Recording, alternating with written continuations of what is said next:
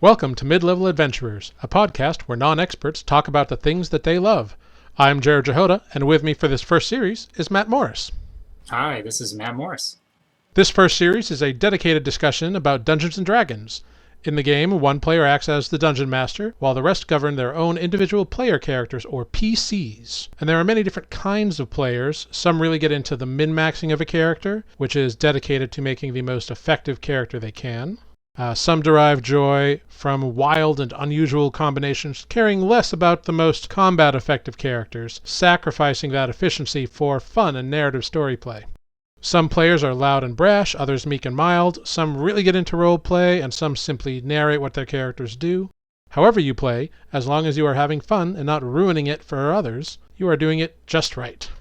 And in this episode, we are going to have some discussions about players. So Matt, what sort of players have you or do you play with, and what is that game dynamic like? It's a good question. Actually, I have a different answer this week than I would have had last week, actually, because I just introduced a new way to play with people, which is finding players through Reddit. Oh. There's one of the games I'm in. We're playing Pathfinder, OG Pathfinder, not 2E. Mm-hmm. And we had some trouble getting started with players that couldn't keep a consistent schedule for us to play, or they had work or some other home life thing come up. And so the DM turned to fill those spots with some people that he found on Reddit. And so now we have a party of people that are, I think 3 of us are on the East Coast, one of us is in like Central Time somewhere, and one of us is in Mountain Time. So, complete strangers. But that is out of the norm for me, actually. The other games that I played with have been with people that I already know. They're already friends of mine. And I say that's the majority, for me at least. How about you? Well, I have played with either college floor mates, friends, and now it's pretty much all friends and coworkers and people I've met through people I've met kind of thing. So I've always only really played in person up until the assault that COVID has had upon the world. Oh, yeah. I've otherwise never played it in an online game, never found players online. And actually, to be honest, to this point, the only quote-unquote online players I have ever found is through like Facebook or friends of friends on Facebook, which is, I guess, kind of old school. I guess that's how I roll. Yeah, that makes sense. Yeah. To be more specific for me, it's either a game with people that I tried to play with that I knew either from high school, college, or people that I'm currently work with. Because, when you hang out at work, if somebody brings it up, that's how you find out, who are the people that are interested in it. It's pretty easy to do verbally if you're with a consistent group of people, which, we haven't been, obviously, but thankfully we started this after we had talked about it in a real life situation. Yes, absolutely. For the past few years, D&D has been going through such a resurgence in role-playing games in general, really. And now that we've kind of had to move online with such projects, it's become both easier and more difficult. More difficult in that now you have to kind of make the time for it to be somewhere. That doesn't make any sense. I don't know why I said that. I think you might be onto something, though, there, because it's... I don't know if we just have a lot of distractions when we try to do things online or digitally. I know that we've had people, I mentioned in the other game, that couldn't get a consistent schedule for us to play online even, and this is without even having to go somewhere and be somewhere for 3 hours in person, I think that might be the problem. I think because it's online, it's in our homes, it's convenient to us, that we just kind of, I don't want to say forget about it or procrastinate, but we just get involved in other things and get distracted more easily at home, whereas if you are... I have to be at Bob's at 3 to play D&D. That goes into your schedule, and you have to make the effort and the time to actually plan to be there. And other things get moved around, shifted, or sacrificed for that. Yes. You can be dressed however you want to be dressed, not make an effort, doesn't matter. Typically, if you go to someone's house, you shower, you put on a clean shirt or something. So without the impetus to go out and be physically social, being digitally social has kind of become something we feel we can easily shirk off. And I think that has become more prevalent than it used to be, because now digital meetings are kind of the norm. People are starting to feel that an online game may feel more like work than it used to. Yeah, in some ways I would say, yeah. I don't know if a lot of people, too, have maybe bitten off more than they can chew, perhaps, too, because we suddenly had a lot of downtime, so I think people started to make a bunch of commitments to these things thinking it would be very easy, and then discovering that perhaps maybe they had to be careful with what they committed to so they can actually make all of these commitments that they've agreed to, if that makes sense. Yeah, absolutely. Well, what kind of a game dynamic are you used to? Are you used to like a weekly game where you meet up as a group online? right now I'm assuming everything's online and we're not going to really talk about in-person games. Have you ever done like a drop-in game like Adventurers League or anything like that? I've never done an Adventurers League game where I've kind of showed up and done it. I know about them and I know some of them, a bit about how it works, but I've never actually participated. It sounds like a cool idea. I was watching a video one day that you had turned me on to, that they were playing a game like that. The closest thing to that, I suppose, that I've done has been what we've called our episodic games. But instead of it being a drop-in on the day, it was planned, like I'm going to be there this day, but one week it might be player A, B, and C playing, and then the next week it might be player C, D, and F, if that makes sense. It's not always the same people playing. That might be the closest, but everything else has been, as much as possible, a once-a-week group until it can't happen. We had a game that we started doing that until one of our players finally got his medical residency at a hospital. So he's out, and we decided to just postpone. So we may make that a once-a-month game now, when it becomes available. But everything else, we try to do weekly as much as possible. I don't know how, when things go back to normal, we may see a shift in that. Of course. There's nothing wrong with like a game that meets once or twice a month. I mean, that is how Critical Role started as a home game. They played it every 4 to 8 weeks, when they could, because, life happens. Yeah, take good notes. Have you ever had any kind of player that you really love, or any kind of player that you've had real problems with? That's a good question. I'll start with the positive players that I really love, especially when I was starting to play online, right? Because I think for most of us that have played it all before, the online aspect was still kind of new. If anyone has started playing during COVID, they're going to end up being an online D&D pro at this point, because we'll have figured out all the little nuances to playing in various ways online, which that might be another segment where there's so many ways you can do it.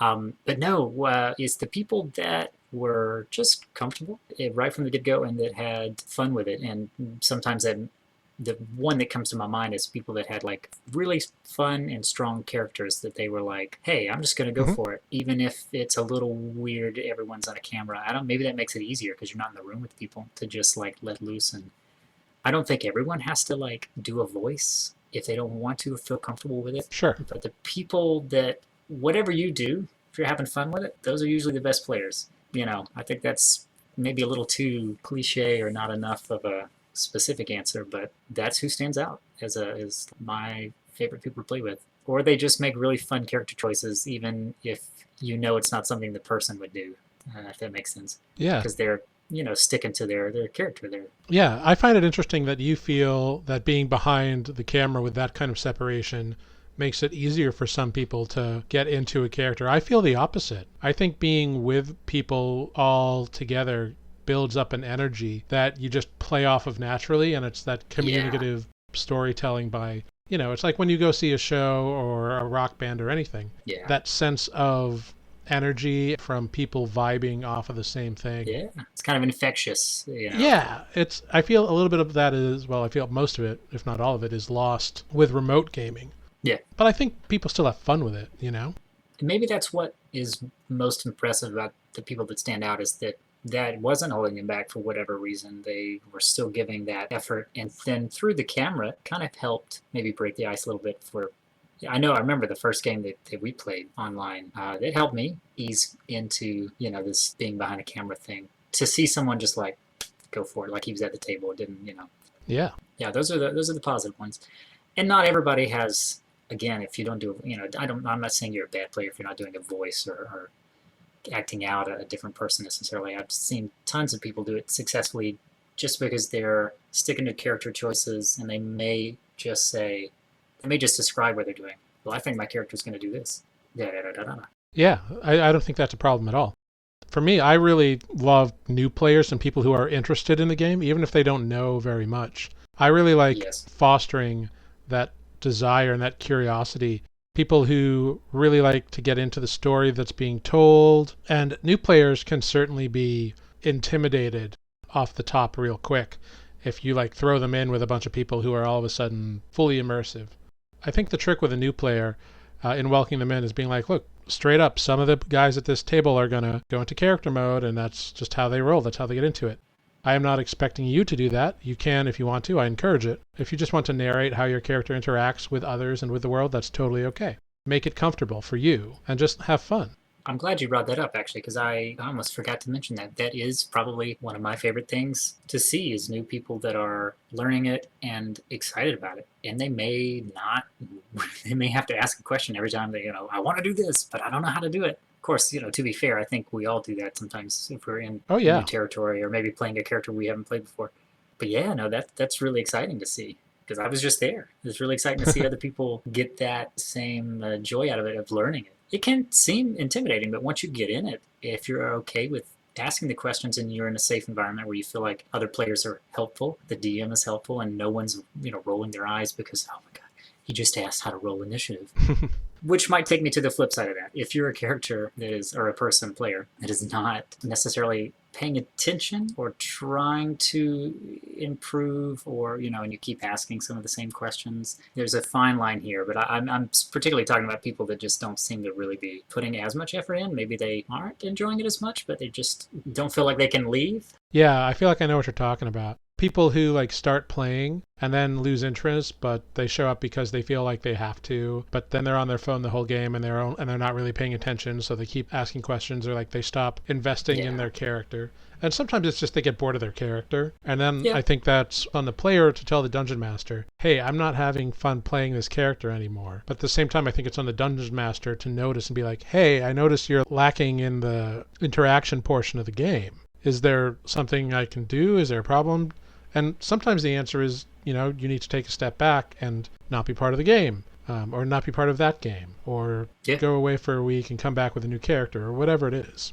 Yeah, maybe you have one too many games going, like we mentioned. That's what happened to our Pathfinder game. We had some people leave because they had to say, hey, we have too many commitments. And there's another example with a game where my brother was trying to play and he could no longer continue, and felt it, because it was his first time, felt like he couldn't get out and didn't know how to, it was going to be disrespectful somehow to be like, I can no longer play. But no, it's just a matter of going and letting them know, because it's far better to do that and say, hey, this won't work for whatever reason, than to show up and not really be paying attention or be putting in the effort, because the DM does put in a lot of work for these. Most players probably, if they're doing a good job, probably don't even know how much work they're doing.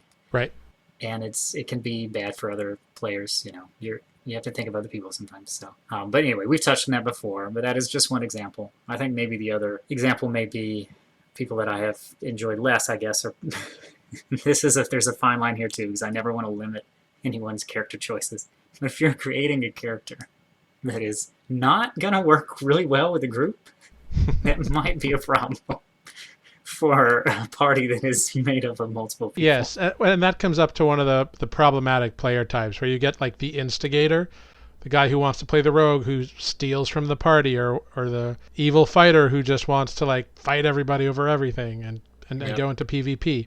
That's just not fun for the table. Yeah. Generally, the game is a cooperative game, so you are playing characters that come together for whatever reason to achieve things together. So if you have one player who's like, oh, I'm going to steal this guy's shoes tonight, or I'm going to, stab this guy in the back while he's on watch, that's just not fun.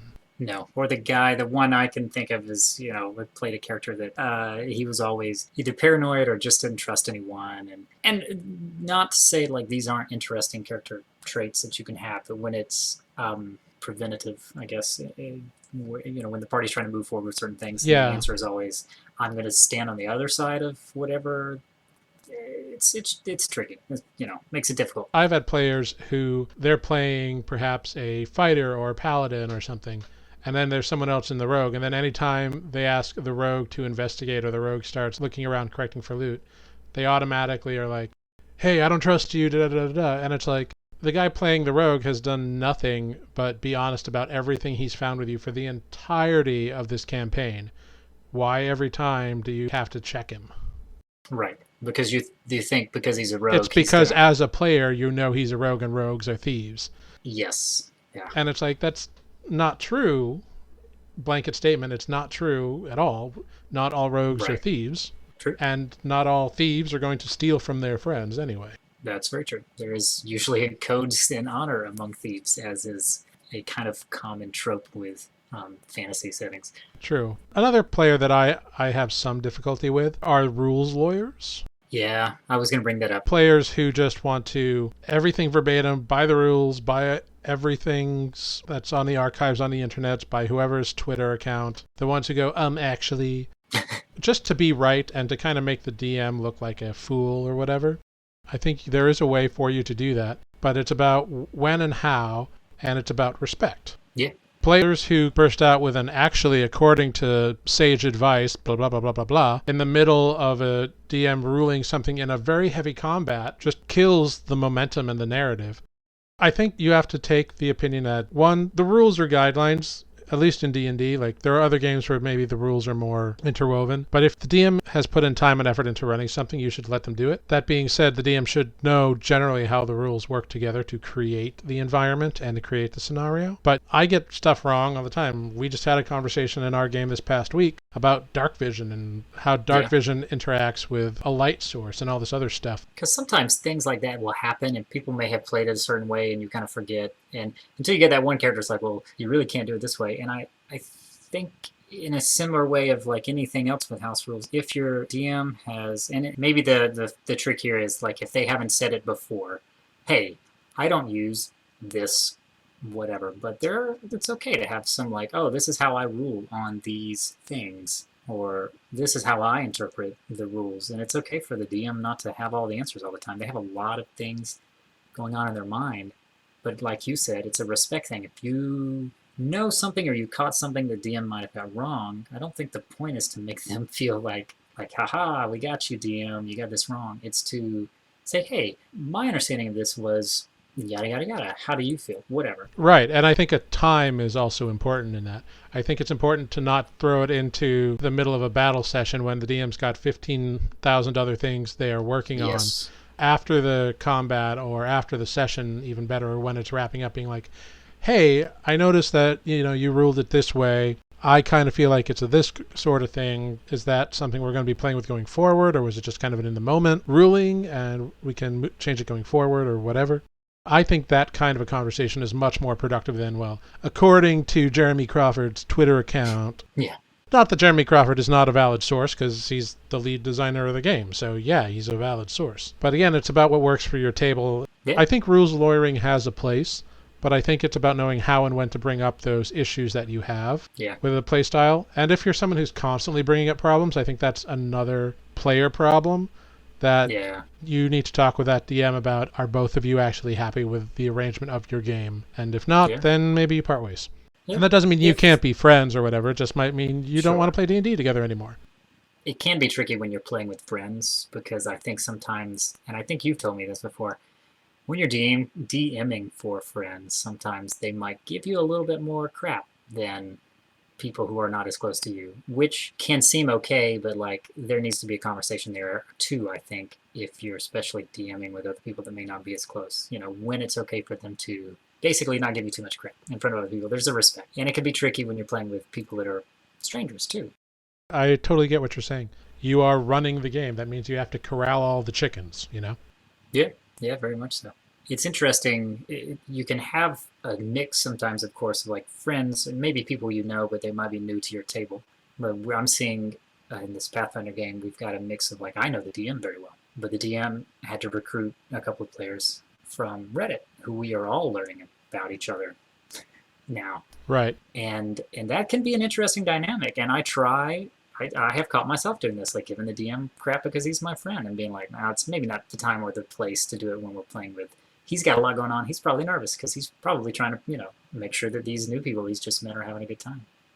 Yeah, it can be very intense when you're having people who have never played before, people you don't know very well, step into a new dynamic with you where you are now, because I DM for people. So when you step in this role of suddenly you are in charge and you're the boss of what's going on, and maybe that is not a relationship you have had before, it can be very intimidating. It does seem to work really well, at least in the games that I played with you, that you are also, this is just a personal thing, you happen to be the boss for a group of us friends that are all coworkers. So, that kind of dynamic can be in place. But sometimes it's not the case. You got to learn people. In this particular Pathfinder game, we have an interesting other dynamic that we're learning about together because we are, learning about each other, which is we don't necessarily have rules lawyers, but we are playing Pathfinder, which is kind of notorious for its rules that are usually not open to interpretation and No, can be Pathfinder is a very different beast with like, this is how this rule works. Yes, unless it's this or and there are lots of conditions sometimes. So there's a lot right off the bat for anyone to keep up with, let alone the DM. Yeah. And we have found ourselves, I'm the least knowledgeable in Pathfinder, but we have found that there are the three other players each have a lot of history with it. And so they very often are knowledgeable about things. And there are discussions back and forth with the DM all the time about how to rule certain things. And he'll admit, like, hey, I didn't know that. So far, I've seen it done respectively. And it's meant to make it easier for us in the future to further the game, so we're learning something. And I think that's okay. I agree. Timing can be an issue because sometimes people want to, like you mentioned, bring it up in the middle of maybe a combat or something, and it can kind of throw off the pace of the game, which I imagine probably does more damage to the DM than anything. Especially if it's something that just happens in that instant and then it's over. If it has a continuing effect on the game, like if it is a spell that you maintain and has a continuing effect every round or something like that, then sure, bring it up because it matters. But if it was just like, oh, the effect of this one spell, in terms of damage or something, then I think you just roll with it. And the other thing I think we're learning to kind of bring it back, because we talked about how to, I guess, take a negative player aspect and use it, do things positive with it. And that not being a rules lawyer, but trying to learn with each other.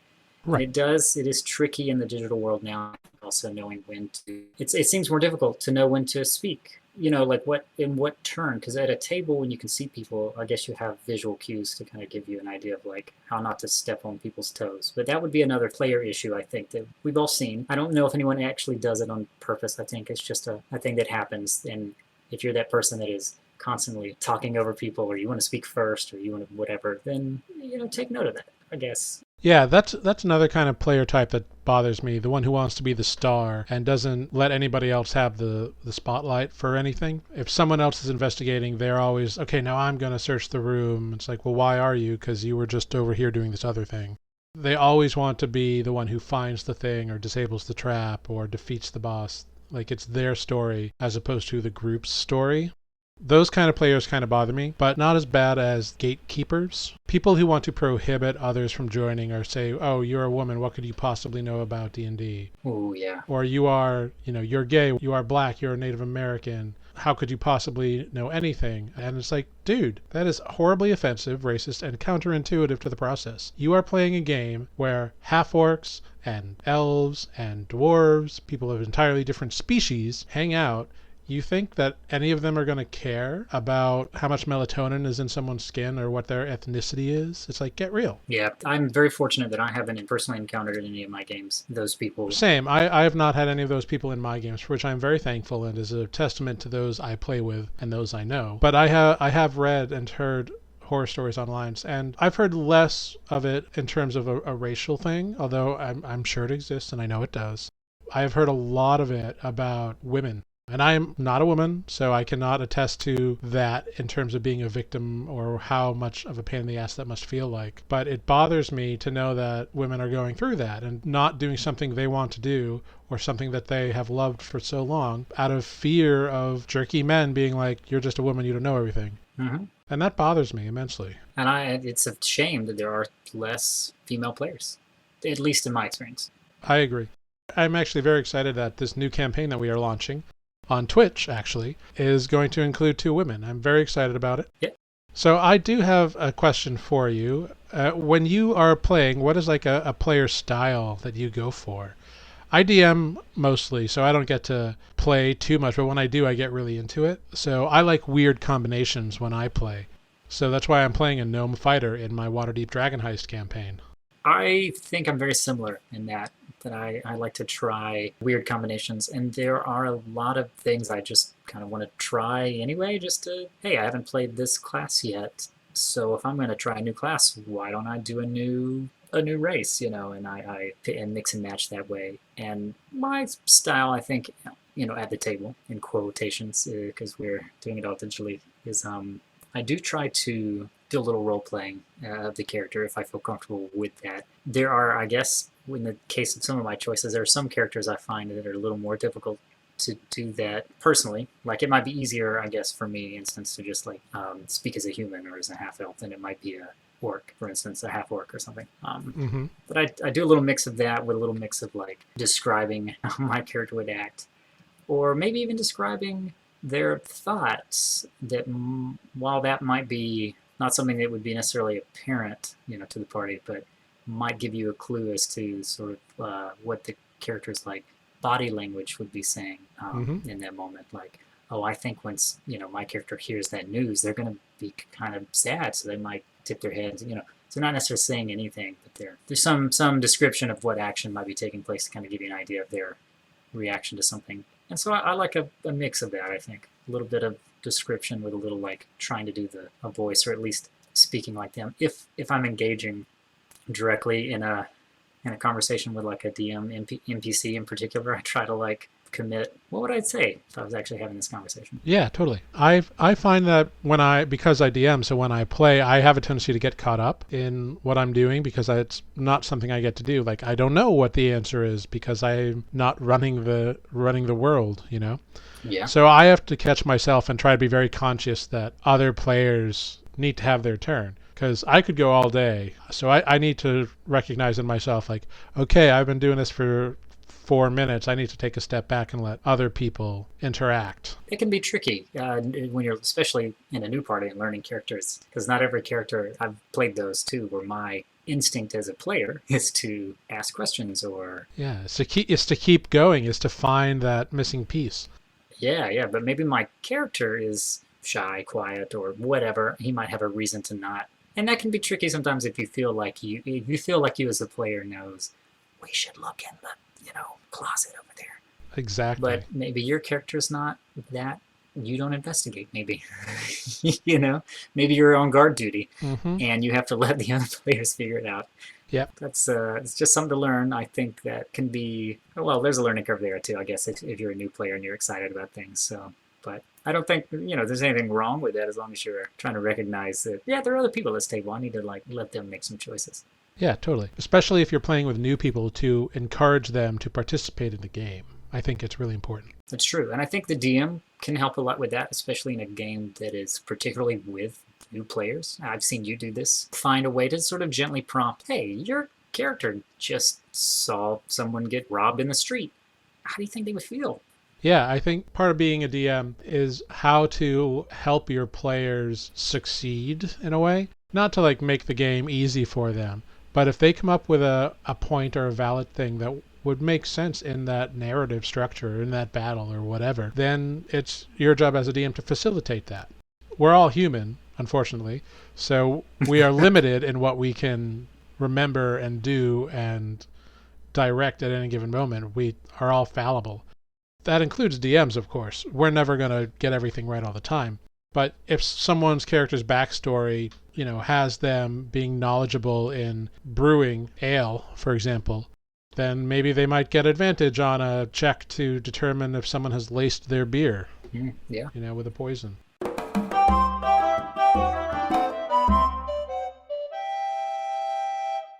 Well, a fun little segment we have here at Mid-Level Adventurers is our Tavern Corner, where we talk about what we are imbibing this evening.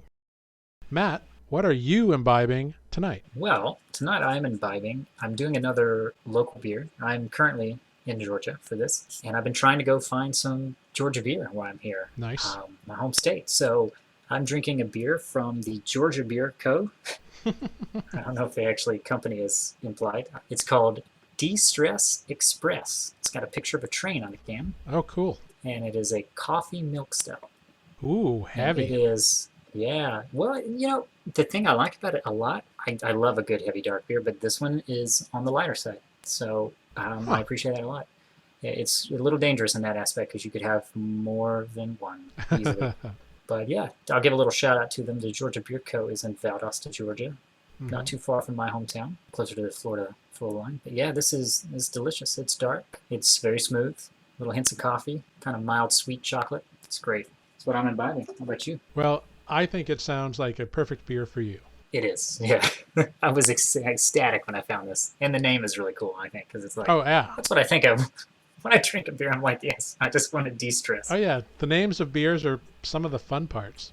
Admittedly, tonight I am drinking something a little more common, but I'm drinking an Abita. I am drinking the Purple Haze Raspberry Lager. Oh, yeah. So going a little fruity this time. And a bit of a larger brewery than previous brews, but it is still an independent craft beer. It is. Abita has been in the business for a while down south there in Louisiana. Yeah. And they have... In Abita Springs, actually. Abita Springs, yeah. They've kept themselves safe from being bought out by some of the big guys. So for that, that's an impressive feat. Yeah. And that Purple Haze is a great summer beer. It actually really is. It's very refreshing and light, but still satisfying. It's not light with nothing there. And it's just the right amount of raspberry to balance with the rest of the lager. And I find it very soothing. Yeah, another dangerous one. You could have quite a few of those. Yeah, I definitely could. I know. I like that you've consistently at least had what I would consider to be excellent summer beer choices, and I tend to have some. Well, it is hot up here, man. Like it is. It's hot down here too, but for some reason when I turn in for the evening, I just turn to a dark beer, no matter what time of year it is. That's fair. Well, that is what we are imbibing this evening.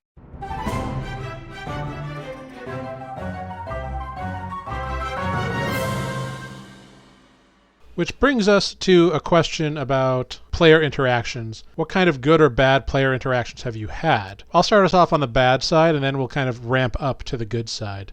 So when I was in college, my second DM, who was the much better DM that I've mentioned before, his roommate was a kind of player that I did not personally like very much. He was always very aggro, kind of all about me and my character, and just kind of messing around the entire game. He didn't care about the story. He was always making fart jokes and just kind of an annoying, obnoxious pain in the butt, which kind of killed not only mine, but everyone else who was playing, killed their enjoyment. Unfortunately, he was also playing the main healer, so he was very useful to have around. But we just had a lot of problems with him for a long time until eventually it just got too much, and we were like, we can't keep playing with this guy anymore. That's a shame. It is a shame, because out of the game, he wasn't part of our friend group necessarily, but he was his roommate, so, we included him when we could. Luckily, we weren't in dorms at the time. We had apartments. All of us had apartments, so we were able to get away and everything.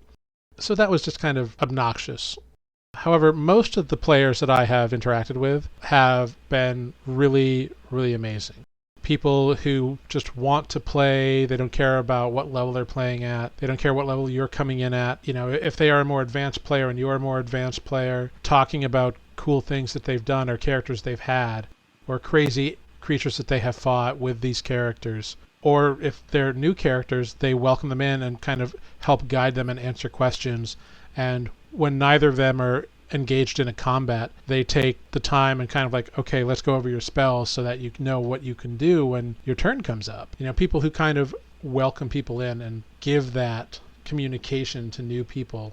I keep bringing up new players a lot. I guess that's because I really like new players, and I want to encourage them to come back to the hobby. Whether it's at a table with me or a table with other people, or just so they can play with their nephews and nieces once a month or something. I just like that in players, and that's why they're my most favorite. I like it too, because it considering myself a very new player still in a lot of aspects. And so, yeah, I enjoy seeing those new players get excited about the game the same way I did. Have you had a particularly good or particularly bad experience with a player? Yeah, actually, so the good player interaction, you mentioned having experienced players in the party. So we'll switch to the other side. And I think there have been some great interactions with having mixed parties of new and experienced players. Absolutely. And it's been a great balance because the best ones know when to help and when to let you learn or ask questions or whatever. But if you ask questions, know how to answer them appropriately. And sometimes that means, I've seen this, sometimes that just means like when the new players are like, I'm still learning my character. I don't know how we would interact in this situation. Maybe the experienced character said, okay, boom, I'm going to ask these questions in character. I'm going to, try to get the ball rolling in the quest, whatever it is. And then you'll find, that, oh, yeah, we're going to, jump in. Yeah. But, that brings up something I'd like to clarify. I mentioned players who help and guide during the off-chat sessions. I think it's very important for those guiding players not to be like, you are going to do this. I think it's important to make it more like, look, here are your options. Here's what all your spells mean and the effects they do or the abilities you have. I don't want more experienced players to play the new person's character for them. Correct. I appreciate it more when they're like, let's look at your abilities. Here are the options you have. Yep, I've had that exact same thing happen when I played a fighter character from both Jarrod here and another friend of mine who's played in another game where they're, hey, what have you thought about the choices you're going to make at level 4? Do you have any questions? I think fighter's a lot of fun. When I did it, this is what I tried. So if you have any questions about this part, I can answer them. But it was never like, oh, you should pick this because those other choices are just the best or whatever, Mm-hmm. And that would be an example of a bad interaction I've seen. I don't know if the player did it intentionally, but I have seen a player sort of try to get other characters in the moment to do something that their character would want when there was a pivotal choice. And I'll try to explain. It's more like sideline yelling, like I had a character that had to make a choice that would have affected their character, but it was my choice to make, and I was trying to play that as my character would. And they may or may not have been trying to influence my decision based on what was best for their character. And I don't necessarily think they did it maliciously, but it's just something to be aware of. You've got to let, as another player in that party said, hey, it's their character. They've got to make this choice what's best for them. And it's not like you're playing it to cause problems. It's just there's always somebody who's going to poke the wrong stick or whatever. Yeah. And that's just life. That's not someone being malicious. No, I don't think this person did any harm by it, but it's something to be aware of. And to call it a bad player interaction may be a bit of a stretch because it wasn't really bad, but it's just it made me think too, like But that's not like a habitual problem that you have to keep dealing with. Yeah, I think something like rules, being a rules lawyer would be more of a habitual issue where if somebody's just not really getting it. Yeah, I agree. Speaking of characters, do you put yourself into characters that you create, or do you play something very different than who you are? I always think they are very different when I create them, but then when I play them, there ends up being parts of me in there that I didn't even think about before. Way back, Gothric, my first character ever, he was a bit of a jerk. I was a bit of a douchebag at the time. I find that hard to believe. Oh, no, I was. And I mean, I was dealing with a lot of personal things as well, so I was kind of using it as an outlet. Chevron was dealing with personal family problems, which also kind of thing. Badamir was trying to be happy in the face of trauma. The spy master I had pretty much given in to his or her apathy. I forget what gender they were. Meanwhile, like Grimble, my current gnome fighter, is very social, but also tends to like self-isolate in a way. But, there are those bits of truth in each of those characters that are facets of my own being, or at the time were facets of my own being, or were things that I was working through. So I'm curious if there's anything like that in your characters. But I think you're right. I think it's almost impossible to not have aspects of yourself. I do the same thing. I pick a character, I'm like, this is so totally different. I don't look like a insert random character here. They won't be like me at all, but inevitably, there are some things I find, for instance, I have made characters kind of based on look, where I'm like, oh, I might play, I don't know, a human or a half-elf or something just because I'm like, I want to make a character that looks kind of like what I think I would like to look like in a fantasy setting, I guess. But then I've done the opposite and played a Furbolg. And in the case of him, I'll use him as an example. He's shy, he has trouble speaking with people, and things that I don't necessarily think are traits that I would attribute to myself, but there are things about him that I have discovered that are very much like, oh, I definitely go down that route because, he's like an animal nerd, and that's me. That's definitely something I put in there. Is like, oh, that's the reason I wanted to play this, I guess, is because, I wanted somebody that I want to be a druid that can turn into cool animals, because I find that really cool. Yeah. So, there's a little bit, I think it's impossible maybe not to, but that's what makes it kind of neat. If you're able to completely separate yourself, if you're an incredible actor, maybe different characters that have a little bit of you is just what makes it unique. Yeah, it's kind of like that old adage, you write what you know. Yeah. And that's how you get the most success. I think playing D&D characters is very much like that. Like, you can create the most edgelord, crazy, wild, kooky guy or growl or whatever, and someone who's very much not like you at all on the surface, but when you delve into that character and you look at their motivations and why they are the way they are and what they do, you tend to find more nuggets of truth about yourself than you ever thought about. Yeah. And this kind of leads us into our last little talking point here in terms of players. As a player, how do you feel about when you're playing? Is it therapy in a way? Is it escapism? Yeah, definitely. I think therapy can mean different things to different people for sure, but I think for a lot of people that play this could be a form of that. It's either a way to, well, both therapy and to escape from, stresses of the world or daily routines. Maybe a bit of social therapy, because it's something I look forward to when I'm, especially now, not getting to see very many people on a regular basis like you would normally. So even though it's through a camera, it's still like, hey, we're gonna kind of hang out with some friends for a few hours every Wednesday. And it's really cool. It's good to look forward to that. I think that helps mentally for a lot of people, myself included, just to have that escape. Yeah, it's a good word for it. I agree. And there are cases of therapists using Dungeons and Dragons as a therapy tool to help people with a variety of disorders or social interaction issues. There are even schools that are using it for children with various forms of autism to help them acclimate more to people, to interact with people, to learn certain social skills. I have an autistic nephew. He, unbeknownst to me, also plays and loves Dungeons and Dragons. He's actually fairly high functioning, and he can survive on his own. He has a job. He's going to school. He says that D&D really helped him, and he really likes it because he gets to be people that aren't himself. Yeah. Which is a bit of escapism, but I think it helps him. I don't know. I haven't talked in depth with him about it, and I don't want to speak for him, but I think he's probably learned in a safe environment how social interactions can happen. And I think for some people, having a fictional frame of reference kind of gives you a roadmap on how to deal with people in real life. Yeah, that's a good point. Yeah, and I am by no means a therapist, and no one should ever take what I say about any kind of thing like that as truth, because I just only speak what I know and what my opinions are. I am not a licensed therapist. Do not come to me for medical advice in any way. But it is good to know that people from all walks of life or with different careers or, just diverse all across the board have this in common. And I guess there are different ways that people like to play, right? They're not always the same. But I think there's a lot of, you find there's maybe more ways to relate to people through this sometimes. And we touched on this in earlier episodes about how it's in right now. And I think sometimes people were kept away from playing because it didn't seem cool, but maybe that's less of an issue now, and I really hope it is, that people are not necessarily looking. We've got celebrities and we have regular Joes that are both playing this game and getting the same enjoyment out of it. So yeah, it's working. There's something that works for people. So and find what works for you. Maybe it is escapism, maybe it's therapy, maybe it's it could be both. Social. It could be both, yeah. All three. For me, I think it is both, or even all three. Yeah. It certainly has helped me to see and realize pieces of myself that I didn't necessarily think about beforehand. And I've had those moments in games where I was playing my character and then I was like, oh crap, I'm playing myself right now. Working something out. Yeah, but besides that, I've also found that it kind of recenters me and kind of gives me a way of dealing with the day-to-day stresses.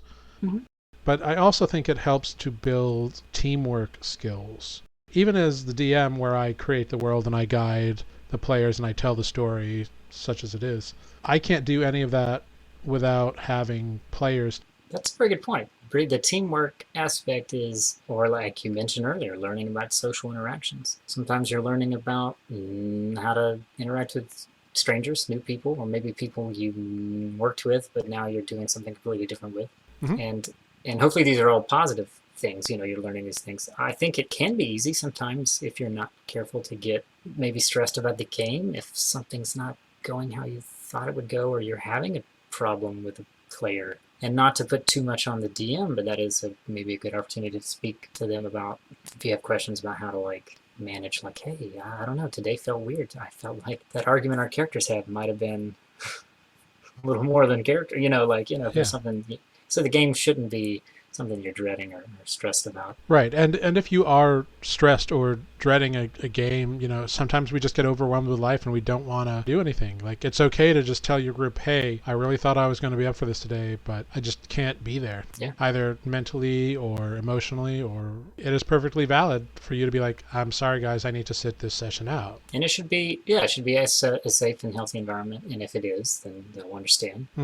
Absolutely. something like that. And that shouldn't be something to stress about either. And I know it can be easy. I've had moments where, like, if you feel like the session didn't go well or something, it's easy to kind of take that to heart or let it kind of bother you. And that can be a sign of, like, oh, you're really invested. Right. Well, I actually think that's why I never just end a session and then we go home. You've played with me. Every time after we end, and we'll end there for the night. I always start a little small discussion about what just happened so we can all talk about it and kind of work through, like, okay, this was an intense moment and da-da-ba-da.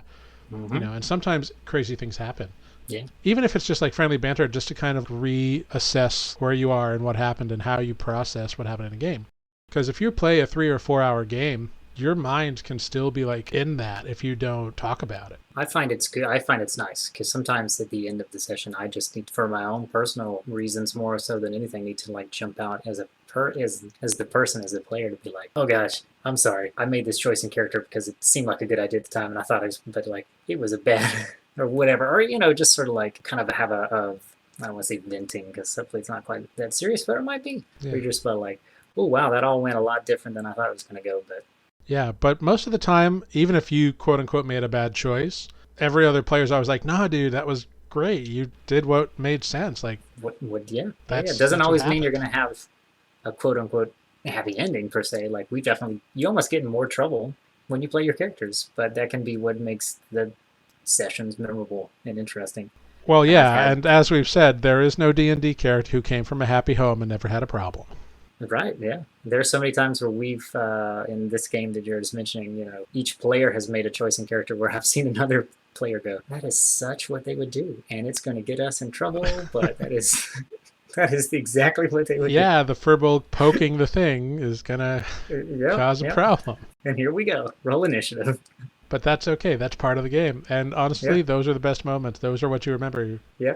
As players, we get the luxury of being able to do things maybe we know we shouldn't, but not worrying as much about real-world consequences. Because if we, as players, push over a vase, then our character might be charged for that vase. In the real world, you probably won't push over the thing because we've kind of been taught that's not cool to mess with other people's property. Right. And the chances of finding gold are significantly less. Yeah.